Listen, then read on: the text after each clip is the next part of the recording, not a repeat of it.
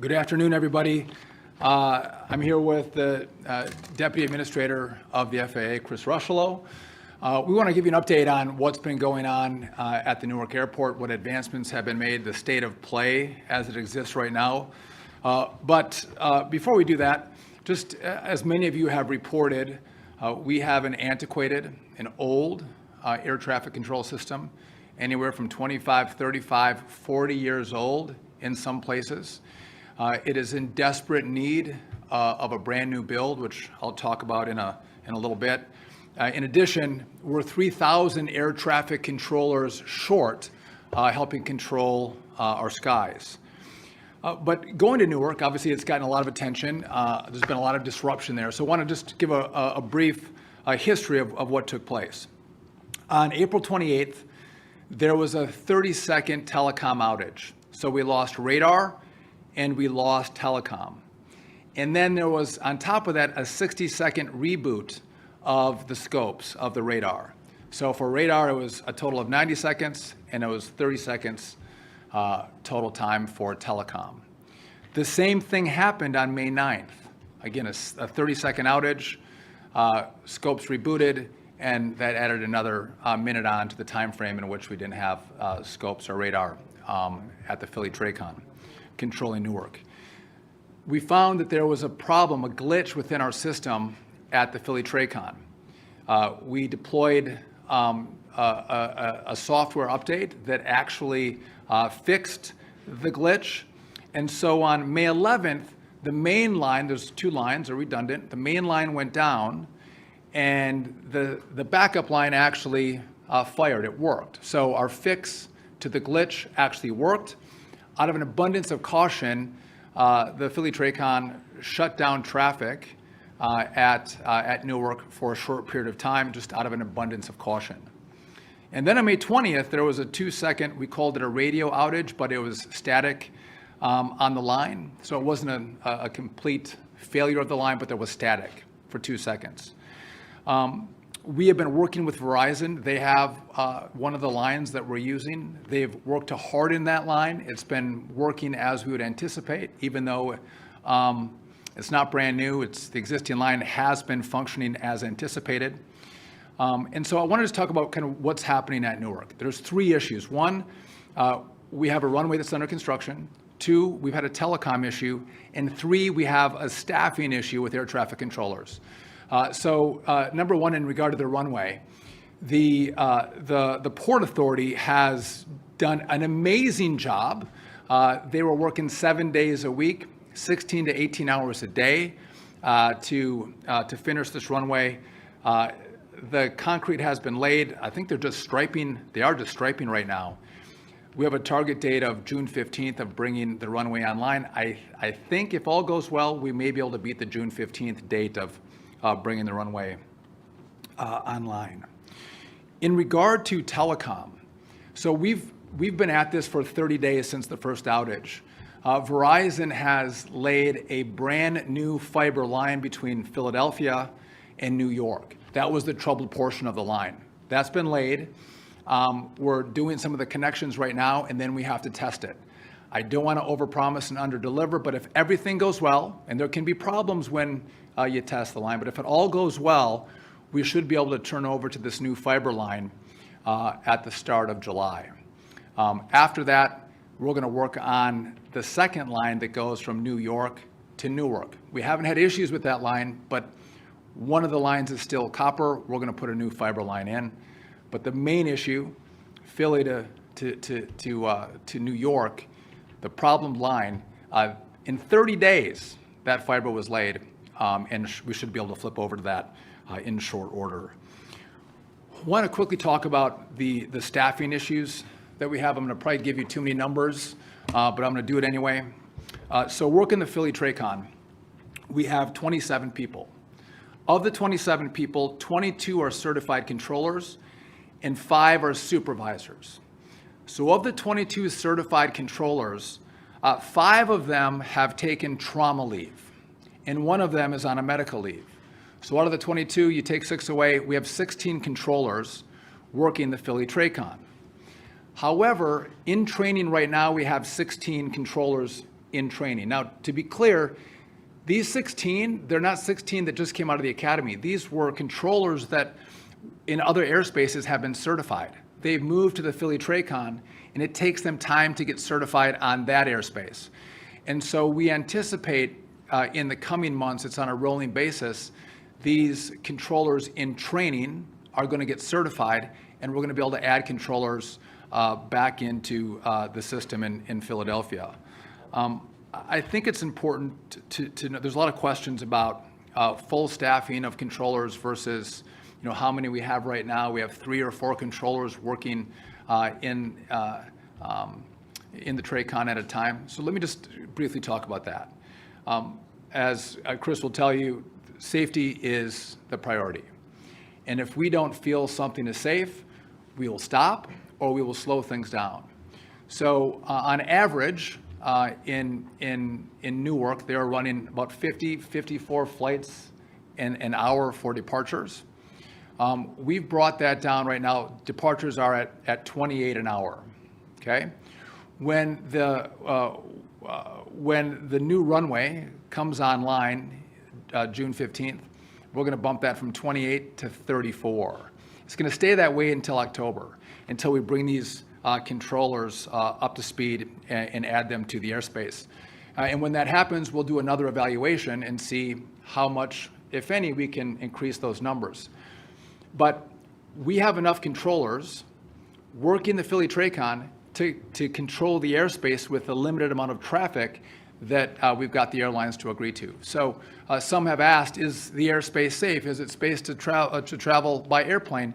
And the answer to that is absolutely yes. Of course it is, because we've slowed things down. And as we, again, finish the runway and as we train up more controllers, we'll do another evaluation on how we can increase those departures out of Newark when we feel it's appropriate.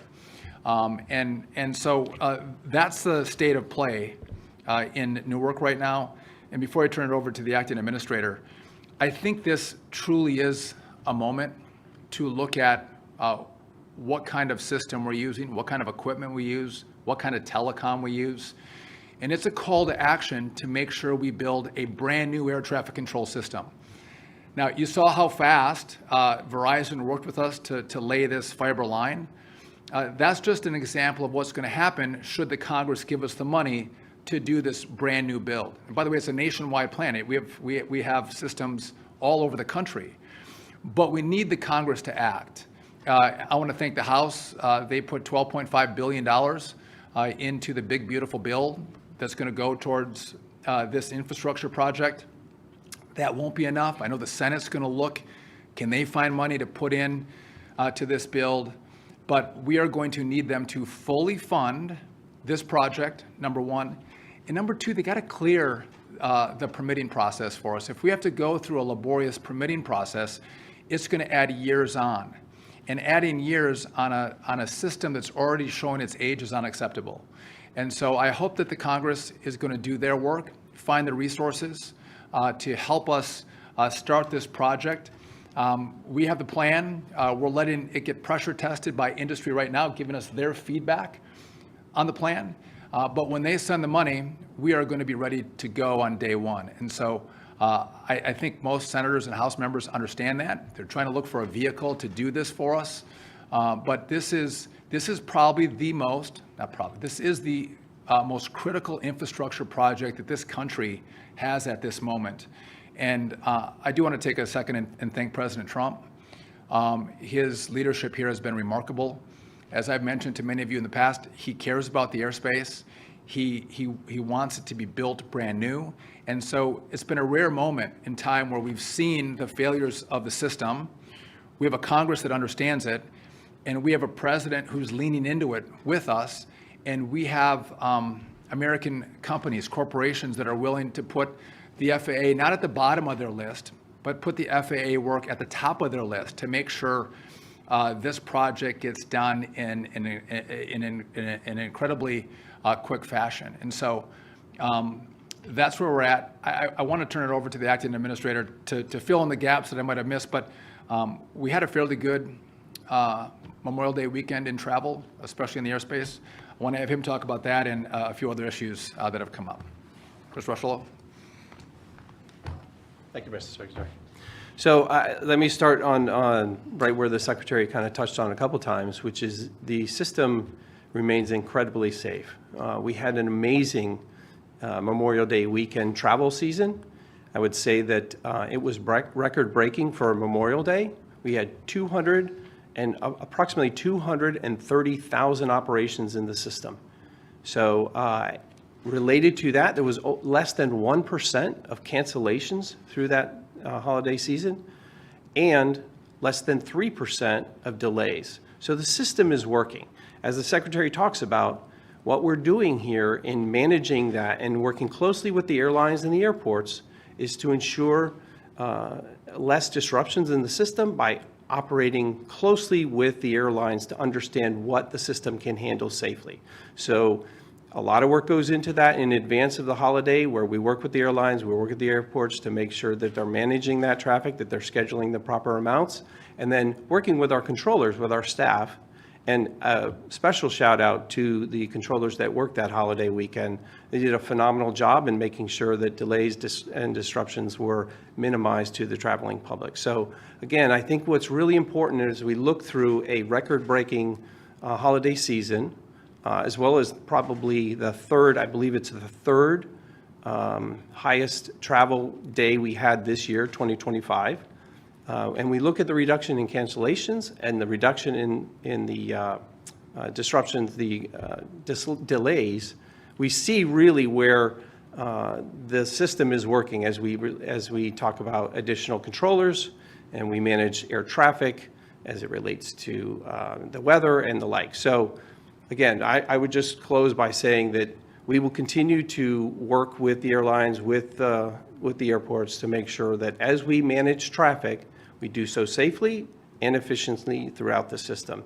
The last thing I would mention as it relates directly to Newark is sincere appreciation goes to the airlines that work with us in the Delay Reduction Task Force to make sure that we could manage traffic at Newark this holiday weekend in such an efficient manner. So thank you.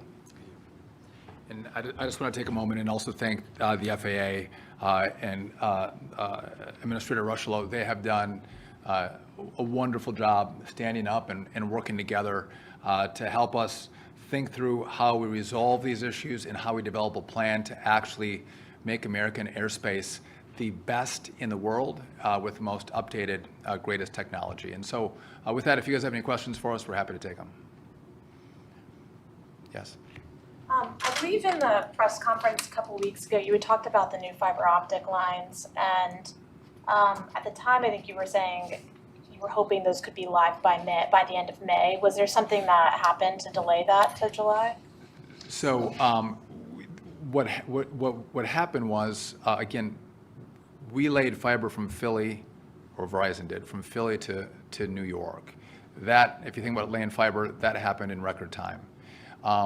And so then on top of that, we want to make sure that it's tested. And so we're going to go through a laborious process on testing to make sure when we flip it over, we don't have any disruption. And so the FAA is going to use an abundance of caution, and I think that's appropriate, which is why we're going to go back to the end of June, early July, if it all goes well. So it's the testing part of this. The lines are in, we're testing. Yeah. I've spoken to pilots who now are sort of having these lost communication issues top of mind, and they're sort of going back and dusting off the books on the procedures and the redundancies. How troubling is it to you that they're having to sort of go back to these old ways because of a air traffic control system that's frail? Well, I'll take the first crack at that. But again, I think they should dust up on all policies and procedures that keep their passengers and themselves safe in the air. And outages have happened, right? It's getting more attention right now, but the Philly TRACON for Newark had multiple outages last year. It's gotten more attention now, but again, I think it's appropriate that they do dust up. If there are outages, they need to know how to handle it. What are the procedures? What are the redundancies that they need to follow to make sure they stay safe? And again, this is a safe system and there's redundancies, but again, I'm concerned that we could have more of Newarks. And again, why it's so important that we actually begin this build with the money that Congress is going to send us. But again, pilots, they should be aware of all the policies and procedures while in the air to keep themselves and their passengers safe. Is that a commentary on the safety of the system? What's that? Is that a commentary on the safety of the system? Well, I Maybe think fall it's, back on that? well, I think it's a reality, right? We're dealing with the reality of Newark, the reality that the last administration moved the Newark airspace from N90 down to the Philly Tracon, and these lines were not built. They didn't use fiber, and now we're dealing with that today in real time. And so, yeah, we have to look at the real world around us and some of the issues that come up and make sure we are brushed up and ready to go should there be a brief outage. And again, there's a lot of redundancy and a lot of procedures that keep people safe should this happen, which is what happened the 2 times that the system went down for 30 seconds in Newark on the telecom front, at least. Yeah. You mentioned those outages last year. Air traffic controllers say they raised concerns about the stability of the system back then, and that the FAA did not take their concerns as seriously as it obviously is now. Do you know if that message got through to the FAA, and if so, why there wasn't more of a reaction back then? I'll turn it over to Chris. I'd just say we got here at the end of January, right? So I wasn't here and Chris wasn't there, so I don't know what was done at the previous FAA. But we almost in very short order after the DCA air crash, we started working on the plan that we rolled out a couple weeks ago, knowing that this complete build had to be done. And so I can't speak to the last administration. I don't know if you have any information on that or. I would just echo what the Secretary said. Clearly, something wasn't going right when we experienced these outage. Right now, part of this effort, part of this initiative is to ensure we're acting with decisiveness, right, with focus, to make sure the lines get in, to make sure those redundancies are put in, to make sure the controllers have the tools they need to make the system safe, to operate safely itself. So what happened in the past, we've focused on what we're dealing with right now to make sure that we continue to operate the system safely.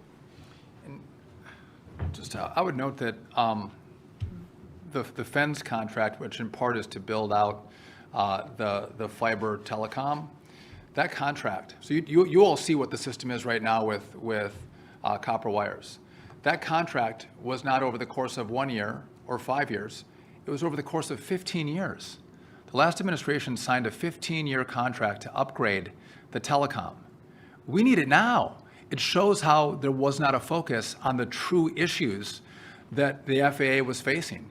And again, we now see it, and we are not going to pass the buck. We're actually going to fix it. We're going to do the work to make sure that we do have a state-of-the-art air traffic control system. But this should not be a surprise to anybody from the last administration. Watchdog groups have even told them multiple times, you have a real issue with your air traffic control system. Fix it. Outages in Newark. They probably should have hardened those lines, laid fiber before they moved the Newark airspace to Philly. Those things weren't done. But that's looking back. We're looking forward and talking about what's necessary to fix it. And again, I'm proud of the partnership from Verizon that they've laid that line as quickly as they have. The Port Authority working as hard as they have 7 days a week to make sure that runway is completed, not just on time, but I don't overpromise for them, but I think it's going to be done ahead of time. Really important. And so we're taking this challenge on full-heartedly, and again, we're going to do our part to deliver. We need Congress to do their part to help us deliver for the American people. I think you do. Yes.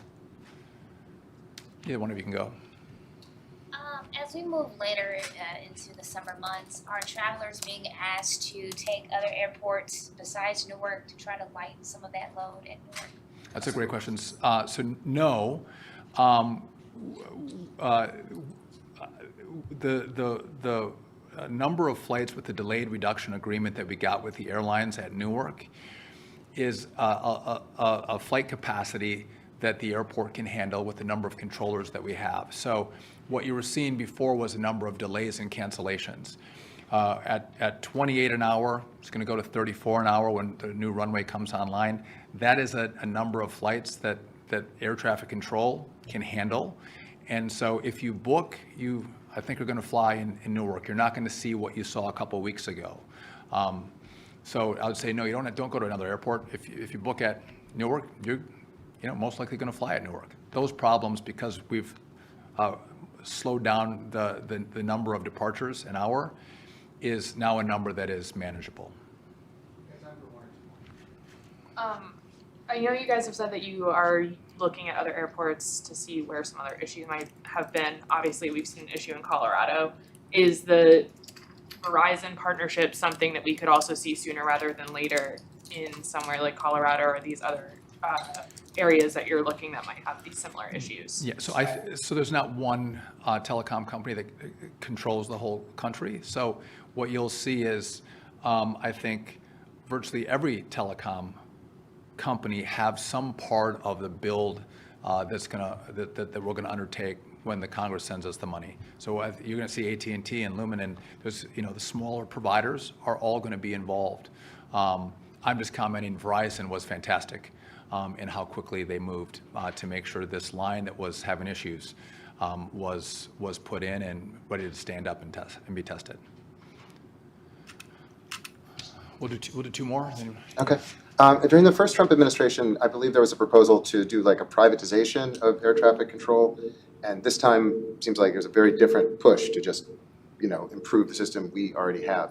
Why the shift in direction there? So I look at the issue at play, and the issue is the whole system.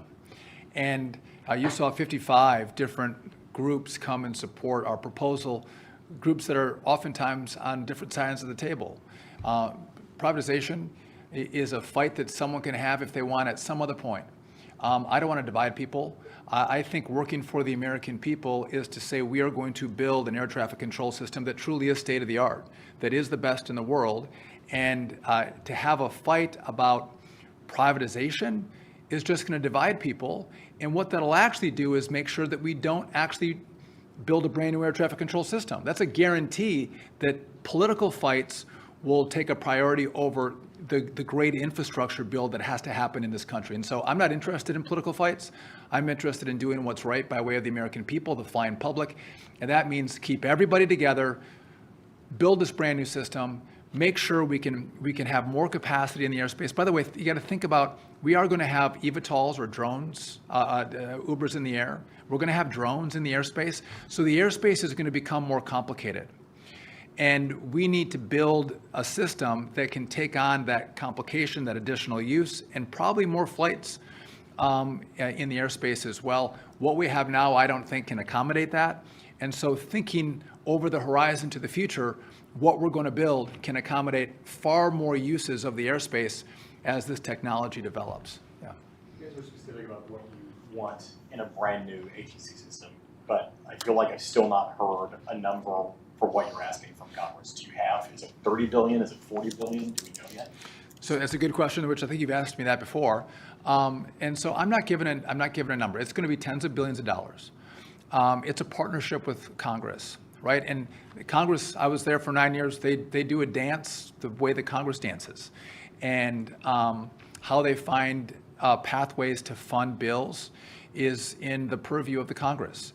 And so I'm having conversations with them at a private level about what I think it could be, but I want them to actually pressure test our number. And I want to work with them on what they think the number is, what I think the number is, what Chris thinks the number is, and then the pathways in which we can get that money. So it's going to be the $12.5 billion that we have in the House bill.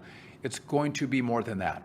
And you just think about this. We are going to, in essence, gut the air traffic control system and build it brand new, everything. And we're going to lay all new telecom, new radar, new radios, new front-facing, and the back end of the system all will be brand new. So and it's all across the country. So it's a substantial piece of work, and will take a substantial amount of money. And by the way, I don't think there's a lot of debates on right now about budgets and money and spending and cutting and like that. And again, I'm a fiscal conservative, but the economy a massive part of it comes from our air traffic control system. I mean, whether you're moving cargo or general aviation or the flights that people fly on from point A to point B, it's a huge part of our economy. And making sure that this works and works well is, I think, a net benefit for the economy. It probably is a generator of revenue, not a loss. And so I think they all agree that we need it. They all agree that we should have it. They all don't agree on how we're going to do it and maybe what the number is. And so again, I look forward to continuing to work with them as we go through the process. But we've done our work. We have the plan. We are ready to go. We just need the Congress to step up and do the two things. Again,